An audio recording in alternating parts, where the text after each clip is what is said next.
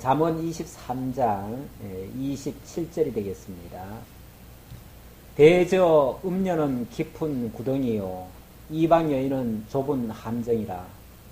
참으로 그는 강도같이 매복하며 사람들 중에 사악한 자가 많아지게 하느니라. 죄악이 네게 있느뇨 근심이 네게 있느뇨 분쟁이 네게 있느뇨 원망이 네게 있느뇨 까닭 없는 상처가 네게 있느뇨 붉은 눈이 네게 있느뇨 술에 잠긴 자에게 있고 혼합한 술을 구하러 다니는 자에게 있느니라. 우선 30절까지 봉독해 드렸습니다. 자, 우리가 지금 살펴보고 있는 성경의 내용이 잠언을 통해서 여호와의 주권성을 찬양하고 있습니다. 주권이란 말은 하나님의 절대적인 권한을 가지고 나라를 세우기도 하고 폐하시기도 하고, 그리고 하나님께서 원하시는 자로 하여금 주권자를 삼아서 다스리게도 하시고, 이렇게 하시는 내용입니다. 바로 이스라엘 나라가 하나님께서 세우시고 다스려 가시는 그런 나라인데요. 어떻게 세워 가시는가? 하나님께서 복을 주셔서, 무슨 일을 하실 때는 항상 복이 먼저 전제됩니다. 다시 말하면 이 복 안에는요, 하나님의 언약이 있고 하나님의 영원한 계획이 담겨져 있습니다. 그 계획에 의해서 하나님이 나라를 세우시기도 하고 다스리시기도 하신다. 자, 그러다 보니까 당연히 하나님께 합당한 사람이 나라의 주권자로 세워지는데요. 지금 우리가 살펴보고 있는 22장부터는 나라를 세우신 다음에 다스리시는 여호와를 소개하고 있습니다.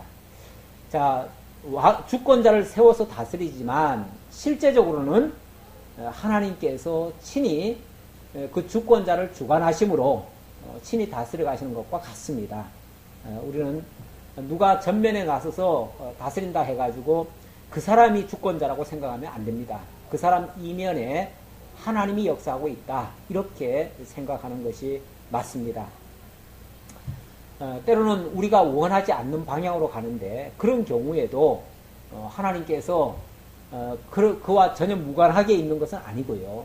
만약에 그가 정말 하나님의 뜻과 거슬리는 행동을 한다면 하나님께서 어쩌면 진노하시기 위해서 그럴 수도 있어요. 진노하시기 위해서 그럴 수도 있고, 또 바르게 한다면 하나님께서 약속하신 복을 주시기 위해서 그럴 수도 있어요. 어쨌든 원칙상으로는 바르게 해야죠. 당연히 잘못되는 것까지 합리화해서는 안 되고요. 지금은 성경에서는 원칙론을 얘기하는 거니까 항상 바른 쪽으로 설명을 합니다. 그래서 잘못된 것은 잘못됐다고 이야기를 하는 겁니다. 자, 지금 다스리시는 여호와에 대해서 증거를 하고 있는데, 먼저 다스림에 대한 훈계, 바로 통치에 대한 훈계를 주시는 내용입니다. 이렇게 다스리는 것이 하나님의 뜻에 합당하게 올바르게 다스리는 거다, 그 얘기죠. 그런데 그 첫 번째 내용이 지혜롭게 다스리라. 이 지혜라고 하는 것도 인간적인 어떤 꾀로 다스리라는 얘기가 아니고, 하나님의 지혜, 하나님의 말씀의 통치를, 하나님의 말씀을 통치의 기준으로 삼으라, 그 얘기죠. 통치 기준으로 삼으라. 자, 그러면서 구체적으로 들어가 보면 이제 세세한 부분까지 사람의 지혜가 아니고 사람의 꾀가 아니고 하나님의 말씀으로 다스려 가도록 그렇게 역사를 합니다. 23장 1절부터 11절에서는 탐욕으로 다스리지 말아라. 탐욕으로 하는 것들은 설령 얻어진다고 할지라도 그것은 오래가지 못하고 결국은 다 물거품처럼 될 것이다, 그렇게 얘기를 했고요. 그 다음 12절로 26절까지는 그렇게 하기 위해서 자식을 바르게 훈계해야 후회할 일이 없다. 이제 백성들도 바르게 지도해야 바로 세워진다, 그런 뜻으로 이해하시면 되겠습니다. 그 다음에 27절로부터 오늘 본문의 내용인데요. 27절로 35절에서는 모든 재앙은 음녀를 따라서 술에 취하는 자에게 임한다, 이렇게 표현을 하고 있습니다. 모든 잘못된 것들, 물론 이건 지금 국가적인 이제 다스림에 대한 이야기를 하는 중인데, 국가도 넓게 말해서 국가지 좁게 말하면 한 가정과 같아요. 결국은 학대해서 생각해보면 마찬가지라는 거죠. 그러니까 원리상으로는 같아요. 같은데, 여기 지금, 재앙은, 모든 재앙이라고 하는 거는, 그냥 오는 게 아니에요. 국가적인 재난도요, 그냥 오는 게 아니에요. 우리는 재난이니까 이거는 뭐 피할 수 없고, 어쩔 수 없고, 뭐 불가피한 거 아니냐, 이렇게 얘기를 하는데, 사실 재앙이라고 하는 것들도, 어찌 보면, 우리가 방심하거나, 또는 제정신을 못 차리거나, 이럴 때에 오는 현상일 수 있어요. 예. 사실 우리가 제정신을 차리고 있다면, 왜 그런 거에 대한 대비가 없겠어요. 예. 국가적인 재난도요, 나라에 보면은 국가 재난 시스템이라는 게 다 있어요. 거기에 맞는 매뉴얼이 다 있어요. 그래서 어떤 재앙이 오기 전에 미리 준비하고 또 만약에 불가피하게 왔다 할지라도 거기에 또 대응하면 그렇게 큰 문제가 안 될 수도 있어요. 그런데 왜 큰 문제가 발생되었냐면 거기에 그냥 방심을 하는 거죠. 방심을 하고 아주 해이하게 생각하고 있다 보면은 어느 날 갑자기 미처 생각지 못한 일이 갑자기 터졌을 때에 어떻게 해야 될지 모르는 거예요. 우왕좌왕을 하는 거예요. 그러면은 아무리 뭐 법이 있고 뭐가 있어도 쓸모가 없는 것이 되어버려요. 근데 왜 그런 현상이 발생하는가? 여기 보니까 음료를 따라 술에 취했을 때 그럴 수 있다. 음료라고 하는 것은 물론 뭐 성경에 음료라고 했으니까 음료를 얘기 안 할 수는 없지만은 이 세상의 모든 유혹거리들이 다 음료에 속하는 것들이죠. 세상에는 얼마나 쾌락적인 요소, 우리를 유혹하는 요소들이 얼마나 많은지 몰라요. 그런 것들이 우리로 하여금 제정신을 잃도록 그렇게 만드는 경향이 참 많습니다. 우리가 이 정치인들이 가만히 보면은 뭐 그제도 정치인 중에 뭐 골프장에 갔다가 실수를 한 사람이 있다 그러더라고요. 그런데 정말 자기에게 주어진 일에 연구를 하고 고민을 하고 그 일에 박차를 가하고 할 때는요 실수가 없습니다. 거의 실수가 없어요. 그런데 꼭 보면은 한가해가지고 좀 놀다가 특별히 할 일이 없어가지고 빈둥빈둥거리다가 그러다 보면은 실수를 꼭 하게 돼 있어요. 그러다가 술 한잔 먹고 또 뭐 이렇게 좀 쾌락적인 요소를 좀 즐기다 보면 자기가 지금 어떤 신분인지도 모르는 거예요. 자기가 지금 뭘 위해서 지금 일해야 되는지도 몰라요. 그걸 잊어버려요. 그래가지고 그만 막상 무슨 문제가 발생했을 때 거기에 대처를 못하는 거죠. 그러다 보니까 실수로 나타나게 되어져요. 지금 오늘 본문의 내용은 바로 그런 식의 말씀이 되겠습니다. 27절 다시 보겠습니다. 대저 음녀는 깊은 구덩이요 이방 여인은 좁은 함정이라. 좁은 함정, 깊은 구덩이 이런 거는 완전히 사람을 완전히 빠뜨려 가지고 죽이는 그런 요소라는 거죠. 우리가 쾌락적인 것에 빠지다 보면은 정신을 잃어버립니다. 자기가 지금 뭘 해야 되는지도 모릅니다. 참으로 그는 강도같이 매복하며 사람들 중에 사악한 자가 많아지게 하느니라. 강도같이 매복했다. 그게 뭐 처음부터 강도라, 나는 강도다 그러면 누가 아무도 안 빠지죠, 거기에. 강도한테 누가 당하겠어요. 그런데 너무너무 재밌는 걸로, 쾌락적인 걸로, 좋은 걸로 이렇게 다가오니까 그냥 거기에 빠지다 보니까 그냥 자기도 모르게 잃어버리는 거죠. 그렇게 되어지면 결국은 악한 일에 빠진다는 거예요. 그렇게 해서 나타나는 결과들이 뭔가? 재앙이 네게 있느냐, 근심이 네게 있느냐, 분쟁이 네게 있느냐, 원망이 네게 있느냐. 재앙, 근심, 분쟁, 원망, 까닭없는 상처, 붉은 눈 이런 것들이 다 어디서 오느냐 그 말이에요. 어디서 오느냐? 술에 잠긴 자에게 있고 혼합한 술을 구하러 다니는 자에게 있느니라. 술에 빠지면은요 정신을 못 차립니다. 이 술이라는 게 모든 것을 다 잃게 만들고 정신을 일단 못 차리게 만드는 게 술입니다. 그래서 비즈니스 하는 사람들은 필수적으로 술을 먹는데요. 술을 먹는다기보다는 먹이죠. 일단 상대방에게 술을 먹여놔야 자기가 하고 싶은 대로 끌고 가고 싶은 대로 끌고 갈 수가 있어요. 그래서 무조건 아주 제1원칙이 뭐냐면 술 먹이는 일이에요. 그래서 이 기업들마다 가만히 보면은 술 상무라는 게 있어요. 예. 아예 술 전담 상무예요. 그러니까 상무라고 하는 직함을 줘야 상대방이 이제 반응을 하니까. 그래서 상무라는 직함을 주고, 그리고 너는 무조건 술만 갖다 먹여라. 그 사람의 임무는 술 먹이는 거예요. 일단 술 먹여 놓으면 그 다음에 상대방은 무조건 끌고 오게 돼 있어요.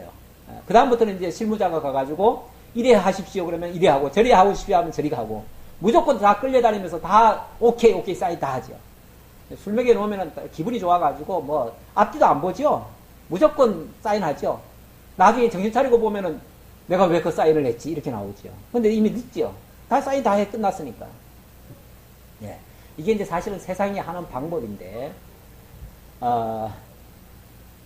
우리를 끌고 가는 자들도 그럴 수 있다. 특히 물론 여기는 한 나라를 다스리는 지도자에게 만약에 그런 요소가 있다면 정신 다 잃어버리는 거죠. 다 빼앗기는 거죠. 그리고 나면은 이제 남는 게 뭐냐? 원래 술 먹고 나서도요, 그 다음날 남는 거는 골 때리는 것밖에 없죠. 진짜 머리 아픈 것밖에 없지요. 실제 머리 아프다 그래요. 나는 안 먹어봐서 잘 모르겠는데 진짜 머리 아픈 것밖에 안 남는데요. 예. 그리고 나서는 이제 뒤치다거리 하기 바쁘죠. 뭐 일 저질러 놓은 거 그거 뒤치다거리 해야지요.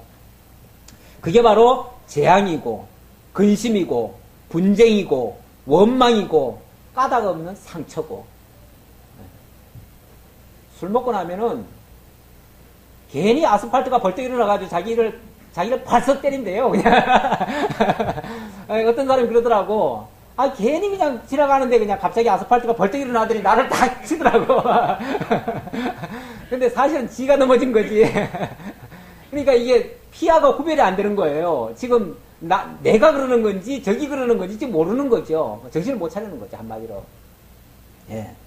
까닭 없는 상처가 나는 거예요. 그러니까 어젯밤에 잘 온 것 같은데 막 여기저기 상처가 있는 거죠. 자기도 모르게 그냥 여기다 갖다 들이받고 저기다 갖다 들이받고 그냥 온갖 군데 다 처박은 거죠. 예. 그래가지고 까닭 없는 상처가 나는데 어디서 나온 거냐? 결국 이 음력에 빠진 결과, 물론 여기는 이제 술이라고 얘기를 했습니다. 술에 잠긴 자에게 있고, 술 중에서도 혼합한 술도요, 오리지널 술은 그렇게 독하지 않을 수 있습니다. 근데 거기다 이것저것 섞으면, 소위 말해서 뭐죠? 폭탄주는 이거는 완전히 모든 것을 그냥 온갖 성분을 다 뒤섞어 놔가지고 완전히 다 그냥 흐트러지게 만드는, 그러니까 막 배가를 시켜버리는 그 술의 독특한 그 효과를 100배 이제 업시키는 행위죠, 그게. 그래 놓으면은 완전히 이거는 지금 사람은요, 이게 뭐든지 오랫동안 이렇게 익숙해지면요, 거기에 대한 뭐라고 할까, 적응이라는 게 돼요. 적응이 돼가지고, 그래서 예를 들어서 술을 계속 먹는 사람은요, 그 술에 대한 적응력이 있어요. 그래서 어느 정도는 그걸 커버해낼 수가 있어요. 그런데 이게 혼합을 시켜놓으면은 거기에 반응하던 이게 반응이 이쪽에 가서는 반응이 안 되는 거죠. 그러니까 완전히 잃어버리는 거죠. 지금까지 그동안 나 술 먹어도 괜찮아. 난 얼마든지 감당할 수 있어. 근데 폭탄 좀 먹고 나면 그게 안 되는 거죠. 그렇게 되면 완전히 이제 진짜 끌려가는 대로 끌려가는 거죠. 악한 자가 끌고 가고자 하는 대로 끌려가는 거죠. 근데 이게 혼합한 술일수록 또 넘어가는 건 더 잘 넘어가요. 보기도 더 좋고. 그렇죠. 그래서 31절에 보니까 포도주는 붉고 잔에서 번쩍이며 순하게 내려가나니, 얼마나 보기에 좋고 먹기에 좋고 또 탐스럽고 얼마나 여러 가지로 좋습니까? 아주 너무너무 좋은 술이죠. 그런데 여기 뭐라고 돼 있냐면, 너는 그것을 보지도 말지어다. 일단 보는 순간 원래 견물생심이라는 게 있잖아요.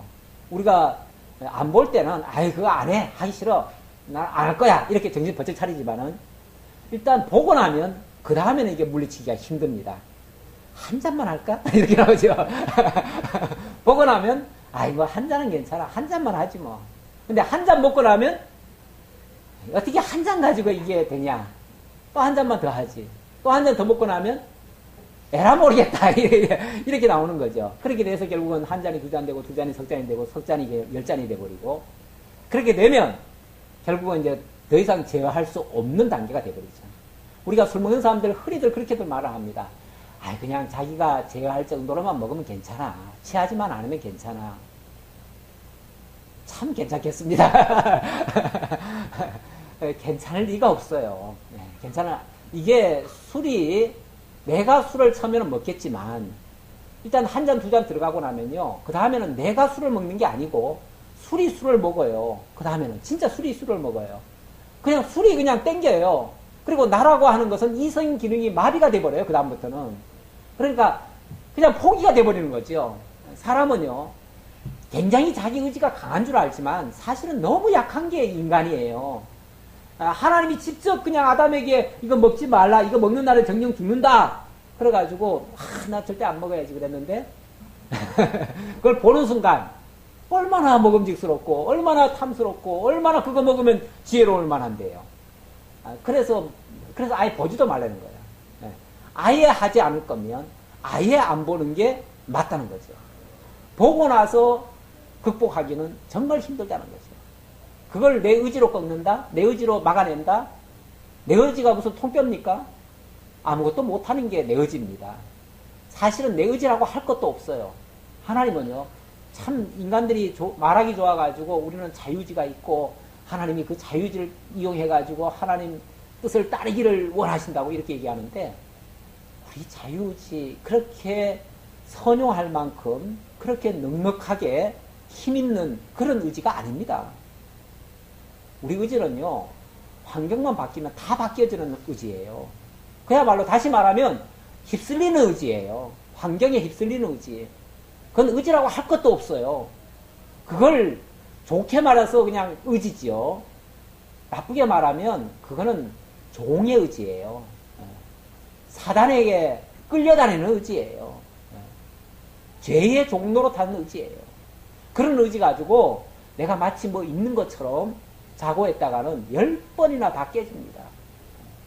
한 번도 제대로 못 이겨요. 그래서 아예 뭐 하라고요? 보지도 말지어다. 특히 이 지도자의 위치에서는 정말 이거는 삼가해야 되고 주의해야 될 부분입니다. 이것을 용납하다가는 괜찮아, 그거 뭐 어때, 내가 잘 이겨내면 되는 거지, 그렇지 않아요. 특히 지도자가 만약에 그렇게 되어지면 뭐 나머지들은 다 휩쓸리는 거 아니겠어요? 그냥 마음 놓고 다 하지 않겠어요? 아니, 지도자가 그걸 허용을 해버리면 그러면 뭐 아래 사람들이야 뭐 다 뭐 그냥 마음 놓고 먹겠죠. 그렇게 되어지면 결국은 걷잡지 못하게 되어진다. 마침내 32절, 그것이 마침내 뱀같이 물 것이요 독사같이 쏠 것이며 내 눈에는 괴이한 것이 보일 것이요 내 마음은 구부러진 말을 할 것이며, 마침내 뱀같이 물 것이다. 나를 쏠 것이다 그 말이에요. 나를 쏴버리면 독으로, 뱀이라고 하는 건 독이 있잖아요. 나를 쏴버리면 나는 마비가 돼버리고 그때는 끌려다니는 신세가 돼요. 그러면 나라고 하는 존재는 없어지는 거예요. 그러면 완전히 죄라고 하는 존재가 나를 끌고 다니는 대로, 하라는 대로 할 수밖에 없어요. 그래서 나중에 술 깨고 나서 내가 왜 그 짓을 했지 그래요. 필름이 끊겼다 소리도 해요. 내가 뭘 했는지를 몰라요. 기억이 안 나요. 근데 그러니까 완전히 나라고 하는 거는 없어지고 완전히 그놈이 끌고 가고 싶은 대로 끌고 갔던 거죠. 그 악한 자가 끌고 가고 싶은 대로 끌고 갔던 거죠. 그래서 내 눈에는 괴이한 것이 보일 것이요. 술 먹고 나면 이상한 게 보이고 또 모든 게 또 좋아 보일 수도 있고, 그러니까 그냥 본능적으로 또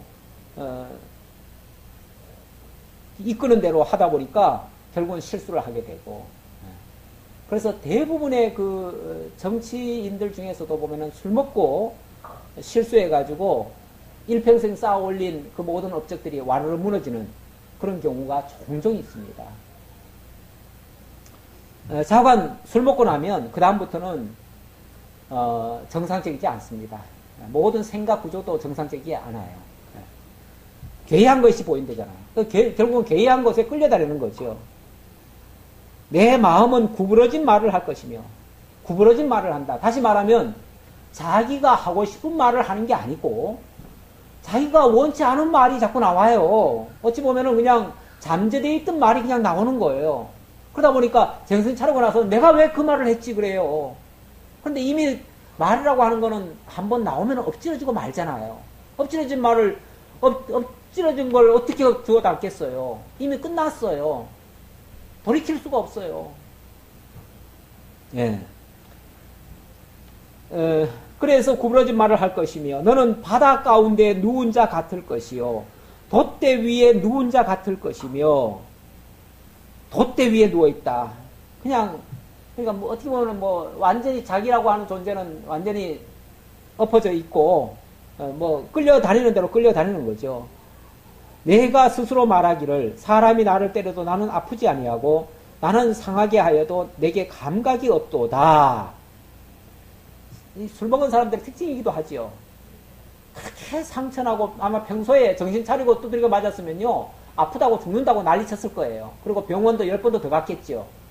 그런 사람이 술 먹고 당한 거는요 생각도 안 나. 그리고 아픈 줄도 몰라. 왜 그런지도 몰라. 언제 그런 일이 있었는지도 몰라. 그리고는 정신 차리고 나서는 또 술집으로 가. 마치 뭐 김유신 말이 본능적으로 그냥 술집으로 가듯이 그냥 시간만 되면 술집 가는 거죠. 뭐 그런 것처럼 돼버린다는 거지. 그래서 내가 언제나 깰까 다시 술을 찾겠다 하리라. 더 이상 자기라는 존재가 없어지는 거예요. 이 술의 위험성이 바로 이런 겁니다. 그래서 성경은 술에 대해서 여기 물론 이렇게 경고를 했지만은 다른 부분에서는 또 술에 대해서 이렇게도 얘기를 합니다. 술이 필요한 사람이 있어요. 누구에게 필요한가? 소망 없는 자. 아예 세상 끝내고 싶은 사람. 다시 말하면 세상에 대해서 더 이상 뭐 미련이 없고 이런 사람들에게는 술을 주래요.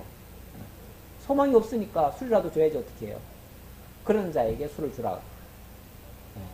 그러니까 술이라는 게 무조건 불필요한 건 아니고 물론 또 긍정적인 면도 전혀 없지는 않습니다.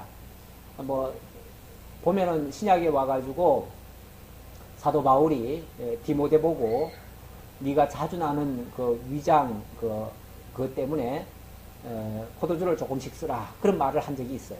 다시 말하면 약용으로 조금씩 쓸 수는 있어요. 쓸 수는 있지만 그거는 어찌 보면 약용으로 쓰니까 그거는 우리의 의지를 발동할 수 있습니다.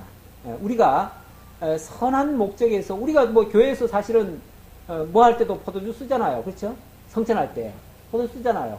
그런 거는 우리가 통제 가능한 거예요. 그리고 그거는 어떤 교훈을 받고 어떤 의미와 목적을 찾기 위해서 하는 일들이에요. 다시 말하면 선한 용도로 지극히 제한적으로 사용할 수는 있어요. 막말로 정말 밤에 잠을 잘 안 온다든지 그럴 때 조금 뭘 어떻게 뭐 술을 조금 먹는다든지 그런 거는 난 가능하다고도 봐요.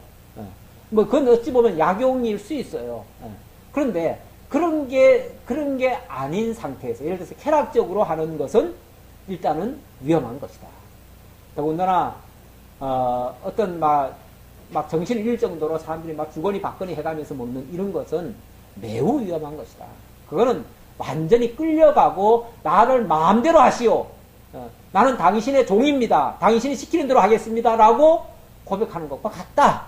이렇게 생각해도 과언이 아닙니다. 특히 지도자의 위치에 있는 사람에게는 정말 이 술이라고 하는 것은 정말 금해야 될 그런 요소 중에 하나다라는 것을 다시 한번 강조하고요. 자, 24장으로 넘어갑니다.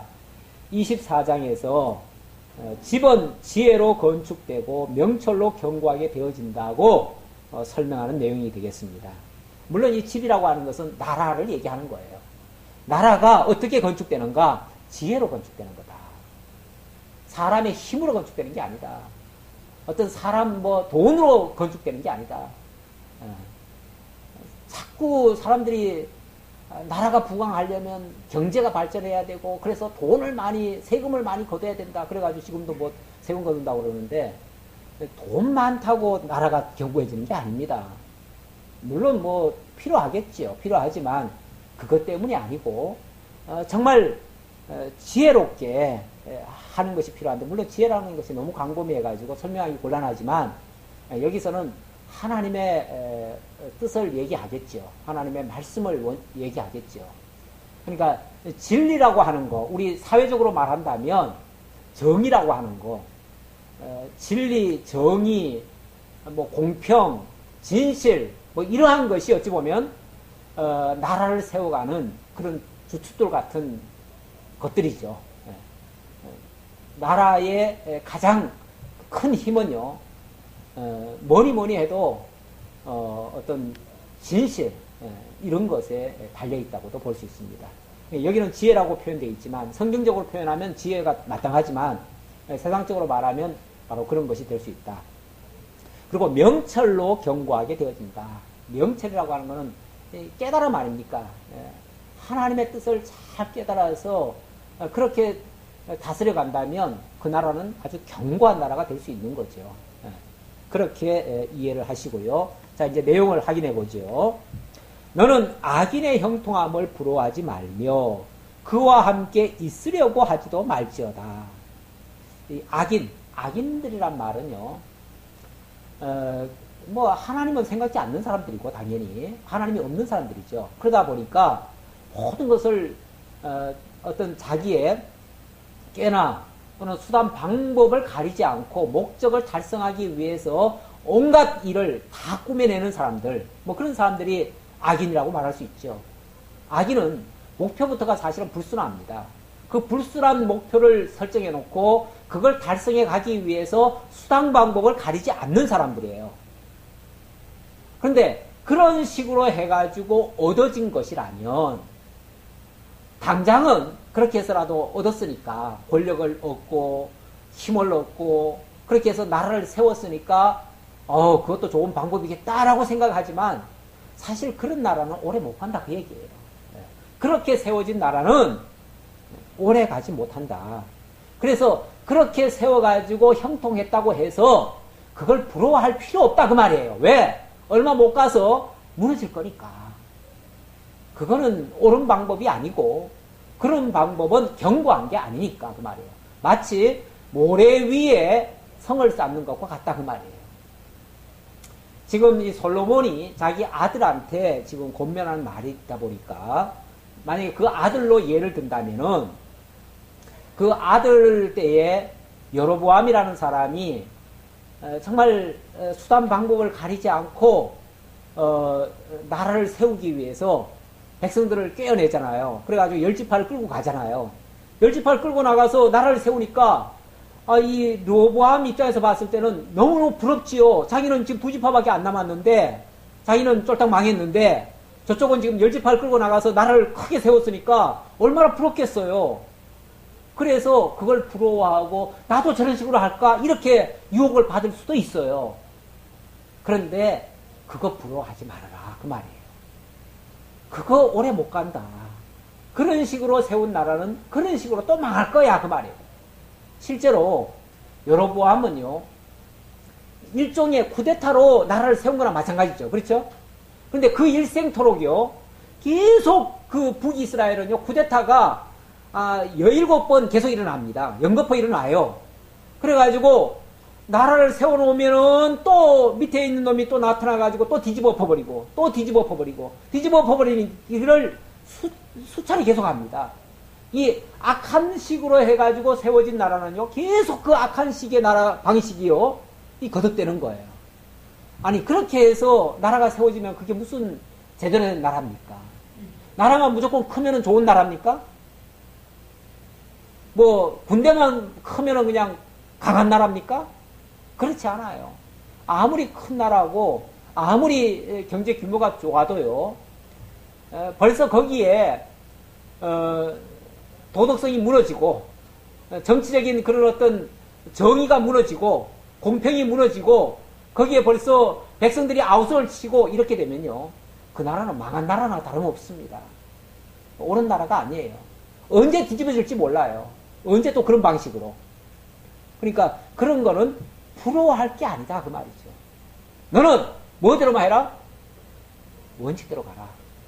그런 거 부러워하지 말고 지금 아버지가 지금 아들 왕 될 사람에게 쉽게 말하면 그렇게 지금 지도하는 거예요. 너는 그런 거 부러워하지 마. 너는 지혜를 따라가. 지혜를. 하나님의 말씀을 따라가 그 말이에요. 하나님의 말씀을 따라가. 그게 원칙이야. 그렇게 하면 비록 작은 나라라 할지라도 견고한 거야. 흔들리지 않아. 아, 나라가 꼭 크면 뭐 하냐고요. 아, 가정도 무조건 나라, 집 규모만 자꾸 키우면 뭐 하냐고요. 그래가지고 불편하고 맨날 싸움박질하고 맨날 불편하면은 그게 무슨 소용이 있냐고요. 오죽하면 전에 그런 말씀도 있었잖아요. 차라리 그 대궐 같은 집에서 육설이 가득한 집에서 맨날 고기 먹으면서 물고 뜯고 싸우면은 차라리 저 들판에 가가지고 초막을 짓고 거기서 그냥 홀로 사는 것이 차라리 낫다. 그런 말까지 하잖아요. 물론 극단적인 표현이지만 그만큼 뭐가 더 가치 있느냐를 따져야 된다는 거죠. 우리는 뭐가 진짜이냐를 찾아야 된다는 거죠. 그들의 마음은 강포를 품고 그들의 입술은 재앙을 말함이니라. 그러니까 나라가 그러니까 악한 자가 그렇게 형통한다고 할지라도 늘 마음속에 강포를 품고 있어요. 그리고 그의 입술은 늘 재앙을 말해요. 얼마나 표독스럽게 얘기하겠어요. 원래 정상적이지 않는 그 권력자들은요, 말도 보면 굉장히 거칩니다. 왜냐하면 강포로 다스려야 돼요. 안 그러면 안 들어요. 아니, 합법적이지 않기 때문에요. 합법적이지 않은 왕들은요, 합법적이지 않은 왕들은 순리적으로, 합법적으로 할 수가 없어요. 그랬다가는 모두가 다 잘못됐다고 다 들고 일어날 판인데, 그럼 어떻게 합니까? 강압으로 밀어붙여야죠. 그러려면은 말도 거칠게 해야죠. 여차하면은 그냥 잡아 넣어버려야죠. 무조건 반대 놓는 사람들은 무조건 잡아 넣어버려야죠. 그래서요, 그렇게 해서 권력 잡은 사람들은요, 사실 불행한 거예요. 일평생 괴로운 거예요. 힘든 거예요. 원래 어디 여행 갔다 오면요, 목사도 여행 갔다 오면 여행 갔다 온 소리 계속 합니다. 저도 오늘 그 소리 좀 잠깐 하려고요. 작은 성에 갔더니, 그 가이드가 그런 얘기를 하더라고요. 거기는 뭐 9개 문을 들어가야 그 황제가 있는 침실을 들어갈 수 있대요. 근데 그 안에 방이 무려 9,999칸이 있대요. 그러니까 얼마나 넓고 얼마나 크고 얼마나 정말 많겠어요.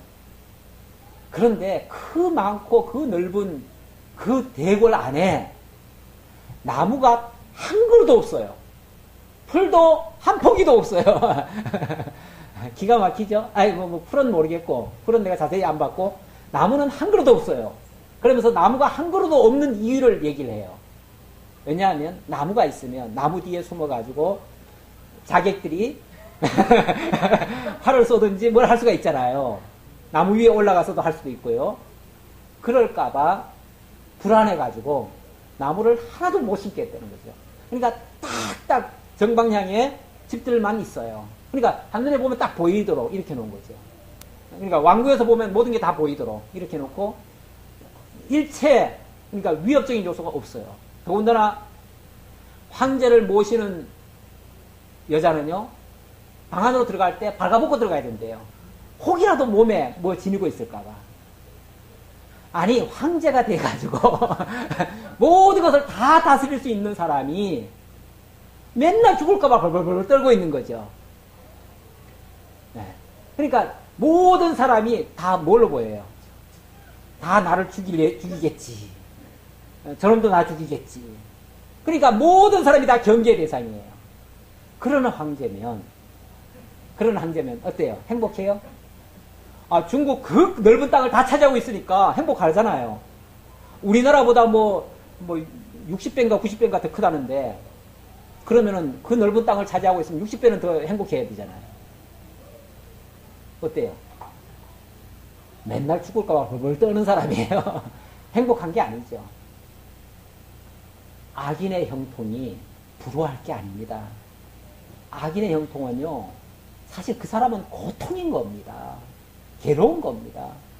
모든 사람이 다 정적이 돼가지고 다 죽일까봐, 그래서 심지어는 서태후 때는 뭐 완전히 그 방에 들어갔다 나온 남자들은 그 다음날이면 다 죽었대요. 그래서 일생토록 뭐 천여명성 죽었다는데, 뭐 장관 다 죽였대요, 다. 뭐 자기 조금 비밀을 알아도 죽이고, 자기 모든 약점을 알아도 죽이고, 자기 모든 것을 장관 다 죽이는 거예요. 정적들은 무조건 다 죽여야 돼. 얼마나 불안하면 그러겠어요. 그게 어찌 행복한 삶이겠어요. 자, 악인의 형통 부러워할 거 하나도 없습니다. 10은 지혜로 말미암아 건축되고 명철로 말미암아 견고하게 되며, 또 방들은 지식으로 말미암아 각종 귀하고 아름다운 보배로 채우게 되느니라. 자, 집이라고 하는 것은 지혜로 말미암아 건축되고, 또 명철로 말미암아 견고히 세워지고, 또 그 각 방들은 뭘로 채운다고요? 지식으로. 결국 하나님의 말씀의 지혜, 하나님의 말씀의 그 명철, 그리고 하나님의 말씀, 하나님을 아는 그 지식으로. 그러니까 모든 방들이라고 하는 거는 소중한 것들을 간직해 놓는 거 아닙니까? 간직해 놓는 곳인데, 그 안에 뭘로 가득 차 있냐면,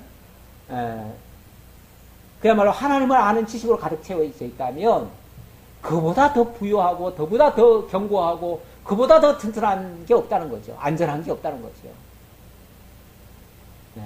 정말 이런 이상적인 나라가, 정말 이런 나라가 진짜 신정국가예요. 이런 나라가 진짜 신정국가인데, 세상에는 이런 나라가 쉽게 세워지지는 않지요. 세워지지는 않고, 인간이 자기가 스스로 신이라고 착각을 하고, 스스로 신이라고 또 선포를 하고, 신의 위치에 올라가가지고, 신처럼 군림하려다가 다 멸망하는 그런 위치에 많이 전락을 하지요.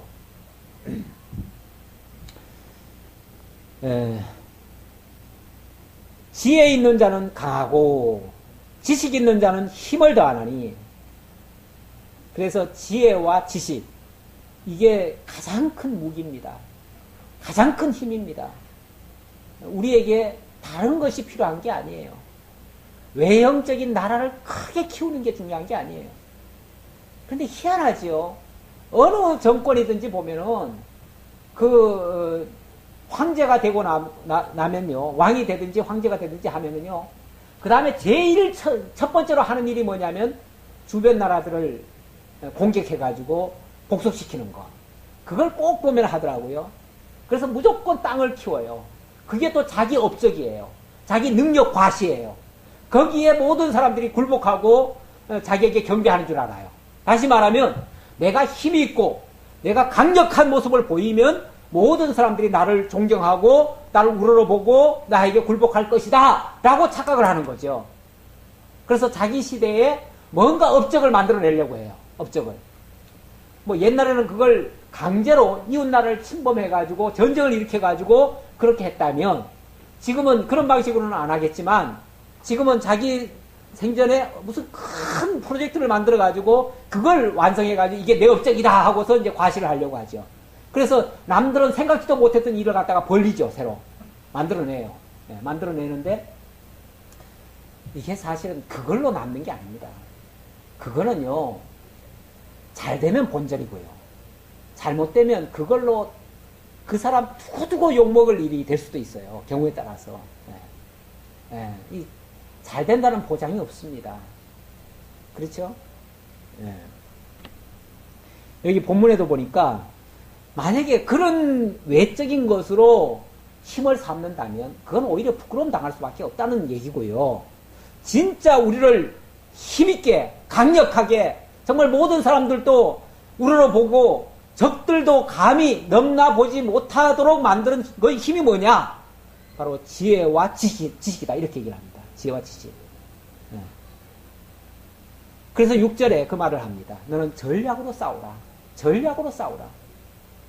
좀 머리 가지고 하라 그 말이에요. 무슨 머리? 인간적인 머리? 아니죠. 네. 참, 단순하게 생각하는 거, 단순하게 어떤 업적이나 만들어내면 내가 막 위대해질 것이다. 이거 머리 없는 사람이 하는 소리예요. 생각 없는 사람이 하는 소리예요. 너무 육적으로 생각하는 사람이에요. 근데 진짜 정말 지혜로운 사람이라면 그런 게 아니고, 정말 내면적인 것으로 강해지는 거예요.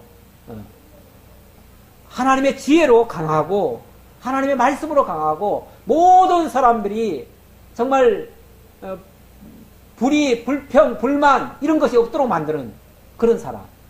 그게 정말 진짜 힘있는 모습 아닙니까?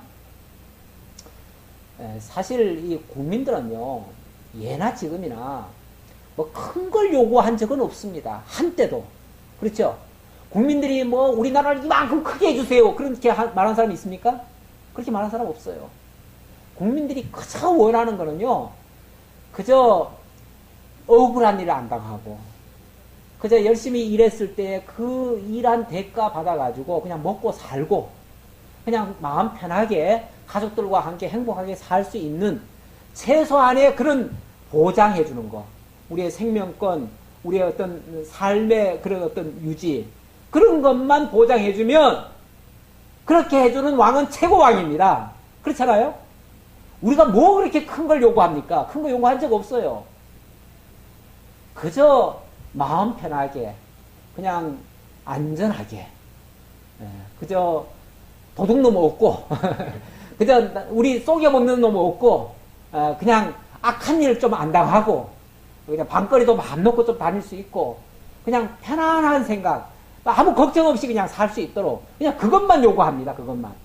그렇게 해주는 거는요, 뭐 왕이 큰 업적을 남기는 게 아니에요. 그냥 백성들 정말 안전하게 해주고, 만약에 나쁜 사람이 있으면 잡아 넣어버리고, 그래서 악한 자들이 감히 백성들을 건드리지 못하도록 막아주고, 그냥 그러니까 쉽게 말하면은 백성들 편안하게 해주는 거, 안전하게 해주는 거, 그냥 이것만 해주면 돼요. 이것만. 그게 전략입니다. 전략이라면 그게 전략이에요. 그래서 전략으로 싸우라. 정말 백성들이 뭘 원하는지, 정말 하나님이 뭘 기뻐하시는지, 무엇이 정말 정인지, 무엇이 정말 진실인지, 진리인지, 이런 것들을 왕이 생각을 하고 진짜 백성들 편에 서서 이렇게 해준다면 그럼 백성들은 최고라고 그래요. 뭐 다른 거 없습니다. 많은 거 요구하지 않아요. 남북 통일까지 원하지 않아요. 뭐 세계 통일까지 원하지 않아요. 우리는 그냥 편안하게만 살면 돼요.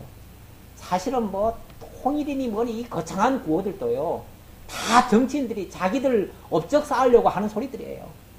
우리야 솔직히 여기서 살든 저기서 살든 무슨 상관이 있어요. 그렇죠? 그냥 내 집 짓고 그냥 편안하게 살면 되죠. 농사 지어가지고 그냥 먹거리 해가지고 그냥 그거 안 뺏기고 살면 되죠. 자, 승리는 지략이 많음에 있느냐. 승리는 딴 데 있는 거 아니에요. 많은 업적에 있는 게 아니고, 정말 그걸 우리가 보통 뭐라고 얘기를 하냐면, 세상적으로 말하면은 철학이라고 해요. 철학. 그래서 정치 지도자들은 철학이 있어야 돼요. 철학이. 업적 위주로 가면 안 돼요. 정말 무엇이 정의인지 진리인지 이런 것들을 생각할 수 있는 사람, 머리가 있어야 돼요. 한마디로 머리가 있어야 돼요. 올바른 생각. 우리 선지자는, 호세아 선지자는 그런 말을 했지요. 여호와를 알라, 지식 없는 백성은 망한다, 이런 말을 했는데, 우리가 하나님을 알고 하나님의 뜻을 알고 하나님이 기뻐하시는 일을 우리가 할 수만 있다면 최고 지도자입니다. 11절로 22절까지 그만하겠습니다. 시간이 다 됐네요. 기도하겠습니다. 아버지 하나님 감사합니다.